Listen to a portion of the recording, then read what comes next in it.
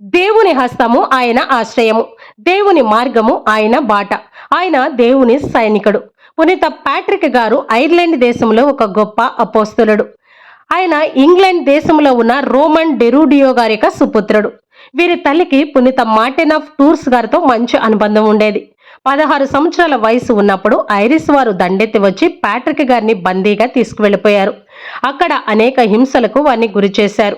Patrick గారు అక్కడ నుండి ఇంగ్లాండ్లో ఉన్న సన్యాసుల ఆశ్రమానికి పారిపోయారు.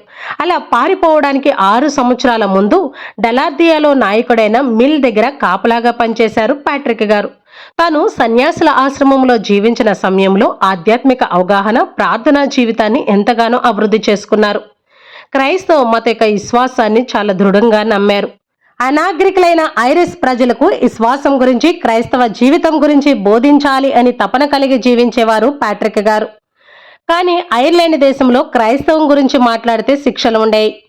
దానితో అధికారపూర్వకంగా క్రైస్తవ విశ్వాసం గురించి బోధించడానికి ప్యాట్రిక్ గారికి 20 సంవత్సరాల సమయం పట్టింది. మొదట సెలెస్టియన్ పోప్ గారు 430వ సంవత్సరంలో బ్రిటిష్ పీఠాధిపతులైన ఎలేరియస్ గారిని ఐర్లాండ్లో ఉన్న స్కాట్ క్రైస్తవ ప్రజల దగ్గరికి పంపించారు. అక్కడ ప్రజలు ఎలేరియస్ గారిని తీవ్రంగా వ్యతిరేకించి ఒక శత్రువులాగా చూడడం మొదలుపెట్టారు. ఎలేరియస్ గారు ఐర్లాండ్ దేశానికి వచ్చిన కొద్ది కాలంలోనే మరణించారు. దానితో ఈసారి పునీత ప్యాట్రిక్ గారిని 40 సంవత్సరాల వయసులో ఉన్నప్పుడు పీఠాధిపతులుగా అభిషేకించి సువార్త ప్రచారం చేయడానికి ఐర్లాండ్ దేశానికి పంపించారు సెలెస్టియన్ పోప్ గారు. కానీ వారు ఓడలో ప్రయాణం చేస్తూ ఉండగా ఐర్లాండ్ ప్రజలు వీరి యొక్క ఓడను వెనక పంపించేశారు. దానితో ఉత్తర తీర ప్రాంతంలో ఉన్న ప్రజల సహాయంతో సబల్ అనే ప్రాంతానికి చేరుకున్నారు ప్యాట్రిక్ గారు. అక్కడ ఒక క్రైస్తవ దేవాలయాన్ని నిర్మించి అక్కడ ప్రజలను క్రైస్తవులుగా మార్చారు. కొన్ని సంవత్సరాల తర్వాత పెద్ద పెద్ద నాయకులందరూ టెర్లోనే స్లేన్ అనే కొండ దగ్గర సమావేశమయ్యారు. ఈ అవకాశాన్ని ఉపయోగించుకోవాలి అని పునీత ప్యాట్రిక్ గారు కూడా ఆ కొండ వద్దకు వెళ్లారు. అక్కడికి వెళ్లి విశ్వాసం గురించి ధైర్యంగా వివరించారు. ఐర్లాండ్ దేశీయుల జాతి చిహ్నమైన ఒక రకం గడ్డి మొక్కను ఉదాహరణగా తీసుకొని పరిశుద్ధ ఏకతిత్వ సిద్ధాంతం గురించి స్పష్టంగా అక్కడ ప్రజలకు వివరించారు. అది విని కోపంతో రగిలిపోయిన ప్రాచీన పూజారులందరూ కూడా వారి యొక్క మంత్రశక్తితో గాలిలో ఎగరడం మొదలుపెట్టారు. అప్పుడు పునీత ప్యాట్రిక్ గారు ప్రార్థన చేయగా వారి మంత్రశక్తి అంతా కూడా శూన్యము అని నిరూపించబడింది. అది చూసి ఆ దేశ రాజు లియోగేరు వారి యొక్క దేశంలో క్రైస్తవ మతాన్ని బోధించమని అధికారపూర్వకంగా అనుమతినిచ్చాడు. అప్పటి నుంచి పునీత ప్యాట్రిక్ గారు ఐర్లాండ్ దేశంలో సువార్త పరిచర్యలో ఇంకాస్త చురుకుగా పనిచేశారు. ఏ దేశ ప్రజలైతే ఆయనను తిరస్కరించారో, ఏ దేశ ప్రజలైతే ఆయనను అవమానపరిచారో ఆ దేశానికే పాలక పునీతుడుగా మారారు పునీత ప్యాట్రిక్ గారు. ఆ సమయంలో ప్యాట్రిక్ గారు దివ్యమైన పాటలను కూడా రాశారు. వాటినే ప్యాట్రిక్ రక్షక కవచాలు లేదా ఉక్కు పలకలు అని పిలుస్తారు. ప్యాట్రిక్ గారు 7 సంవత్సరాలు కనెట్ ప్రాంతంలో ఉత్సాహవంతమైన సువార్త బోధనలు చేశారు. ఆ తర్వాత ఆల్ స్టార్ అంతటా సుడిగాలి పర్యటన చేశారు. దేవుడు అనేక అద్భుతాలు చేసే శక్తిని ప్యాట్రిక్ గారికి ఇచ్చారు. ఆయన ఎన్నోసార్లు చెరసాల్లో వేయబడ్డారు. చంపేస్తాము అని భయపెట్టారు. కానీ చివరి నిమిషంలో దేవుని యొక్క సహాయంతో ఎవరు కూడా ఆయన ఏమీ చేయలేకపోయారు. ఎవరైతే ఆయనను బెదిరించారో, ఎవరైతే ఆయనను చెరసాల్లో వేశారో, ఎవరైతే ఆయనను హింసించారో వారందరూ కూడా క్రైస్తవులుగా మారిపోయారు. పరిశుద్ధ పోపు గారు 468వ సంవత్సరంలో 3 సహాయ పీఠాధిపతులను ప్యాట్రిక్ గారి దగ్గరికి పంపించారు. తర్వాత 2 సంవత్సరాల తర్వాత ప్యాట్రిక్ గారే స్వయంగా వారు ప్రజలకు చేస్తున్న ప్రేషిత కార్యాలను లియో ది గ్రేట్ పోప్ గారికి వివరించడానికి రోమ్ నగరానికి వెళ్లారు. రోమ్ నుండి తిరిగి వచ్చే ప్రయాణంలో ఐర్లాండ్లో సువార్త ప్రచారం చేసుకుంటూ స్వదేశీ గురువులచే విచారణలు, మేత్రాన్లను స్థాపించారు. దానికంటే ముందు అనేక మఠ ఆశ్రమాలను స్థాపించారు. శిక్షణ కేంద్రాలను స్థాపించారు. అందులో శిక్షణ తీసుకున్న వారు తర్వాత కాలంలో పునీతులుగా జీవించి అంకిత భావంతో అమూల్యమైన క్రైస్తవ సేవలు అందించి ఐరోపా అంతటా విశ్వాసాన్ని రెట్టింపు చేశారు. ఎంతో మందిని క్రైస్తవ మతంలోకి తీసుకొని వచ్చారు. విశ్రాంతి లేని సేవా జీవితంతో 493వ సంవత్సరంలో పునీత ప్యాట్రిక్ గారు సకల్ అనే ప్రాంతంలో మరణించారు. ఐర్లాండ్లో ఒక చక్కని దేవాలయాన్ని బలమైన పునాది పైన నిర్మించారు. దానితో ఆ దేశంలో ప్రజలందరూ చాలా వేగంగా సంపూర్ణంగా పరివర్తనం చెంది మంచి క్రైస్తవులుగా మారారు. పునీత ప్యాట్రిక్ గారు కాలు మోపిన 10 సంవత్సరాల్లోనే క్రైస్తవ మతం అధికారికంగా అమల్లోకి వచ్చింది. పునీత ప్యాట్రిక్ గారు గొప్ప పునీతుడుగా, ప్రార్థనాపరుడుగా పేరు తెచ్చుకున్నారు. వీరు ఎప్పుడూ కూడా పశ్చాత్తాపంతో ప్రార్థన చేస్తూ ఉండేవారు. మరణించేంత వరకు కూడా ఇంద్రియ నిగ్రహ విషయంలో ఏమాత్రం రాజీ పడలేదు.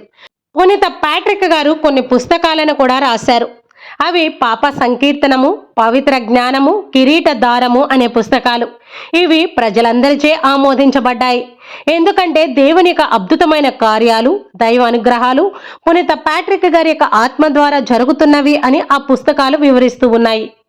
దేవుడు సకల జాతుల రక్షణ కోరుకునే దేవుడు. పునీత ప్యాట్రిక్ గారిని పీఠాధిపతులుగా ఐర్లాండ్ దేశస్తులకి ఒక బహుమతిగా అందించారు.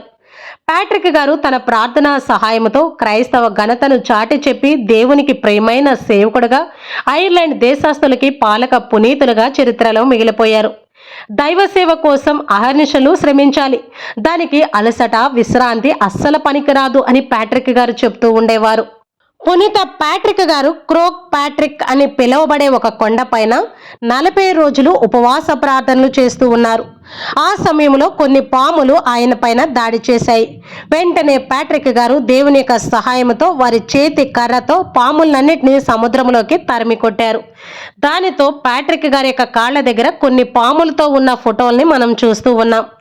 అయితే మరికొంతమంది ఏం చెప్తున్నారు అంటే, క్రైస్తవ మతంలో పాము అనేది సాతానికి గుర్తుగా మనం చూస్తూ ఉంటాం. ఐర్లాండ్ దేశంలో అన్య మత ఆచారాలను పునీత ప్యాట్రిక్ గారు తరిమి కొట్టారని, దానికి గుర్తుగానే ప్యాట్రిక్ గారి యొక్క కాళ్ళ దగ్గర పాములతో ఉన్న ఫోటోలు మనకి కనిపిస్తున్నాయి అని మరికొంతమంది చెప్తూ ఉన్నారు. పునీత ప్యాట్రిక్ గారు మరణించే నాటికి ఐర్లాండ్ శ్రీ సభకు బలమైన పునాదులు వేశారు. దేవుని హస్తం నన్ను కప్పివేస్తుంది. దేవుని మార్గం నాకు దారిగా ఉంటుంది. దేవుని డాలు నాకు కాపలాగా ఉంటుంది. దేవుని సైన్యం నన్ను కాపాడుతుంది. ఇవి పునీత ప్యాట్రిక్ గారి సమాధి పలకపైన రాసిన మాటలు. పునీత ప్యాట్రిక్ గారి యొక్క జీవితం కష్టకాలాలు వృధా కావు అని గుర్తు చేస్తూ ఉంది. బందీగా ఉన్న సమయంలో ఆయన వారి యొక్క విశ్వాసాన్ని పెంపొందించుకున్నారు. అలాగే మనం కష్టాల్లో, బాధల్లో, ఇబ్బందుల్లో ఉంటే మన యొక్క విశ్వాసాన్ని బలపరుచుకోవాలి అని ప్యాట్రిక్ గారి యొక్క జీవితం ద్వారా మనకు అర్థమవుతూ ఉంది. పట్టుదలతో నిశ్శబ్దంగా ప్రార్థన చేయాలని, దేవుడు మన జీవితంలో గొప్ప కార్యాలు చేస్తాడు అని మనం బలంగా నమ్మాలి అని ప్యాట్రిక్ గారు చెప్తూ ఉన్నారు. బలంగా, ధైర్యంగా ఉండము, భయపడకుము, నిరుత్సాహపడకము. ఎందుకంటే నీవు ఎక్కడికి వెళ్ళినా నీ దేవుడైన యెహోవా నీతో ఉంటాడు అని జోషువ 1:9 దేవుడు మనతో మాట్లాడుతున్నారు. కాబట్టి కష్టాలు, బాధలు, ఇబ్బందులు వచ్చినప్పుడు భయపడకుండా ధైర్యంగా, విశ్వాసంగా దేవునిపై నమ్మకాన్ని ఉంచితే దేవుడు తప్పకుండా మన కష్టాలను తొలగిస్తారు. దేవుడు మనకి గొప్ప రివార్డును కూడా అందిస్తారు అని పునీత ప్యాట్రిక్ గారి యొక్క జీవితం మనకి నేర్పిస్తుంది. కాబట్టి ప్రియ క్రైస్తవ సహోదరి సహోదరులారా, పునీత ప్యాట్రిక్ గారి యొక్క ప్రార్థనా సహాయంతో మనందరం కూడా విశ్వాసంలో బలంగా ఉండాలి అని కోరుకుంటూ ఈ వీడియోని ఇంతటితో ముగిస్తున్నాను. మరొక మంచి వీడియోతో మీ ముందుకు వస్తాను. అప్పటి వరకు దేవుని యొక్క కృప కాపుదల మనందరికీ తోడయుండి దేవుని యొక్క ప్రేమలో, సేవలో మనల్ని ముందుకు నడిపించును గాక. ఆమేన్. God bless you all.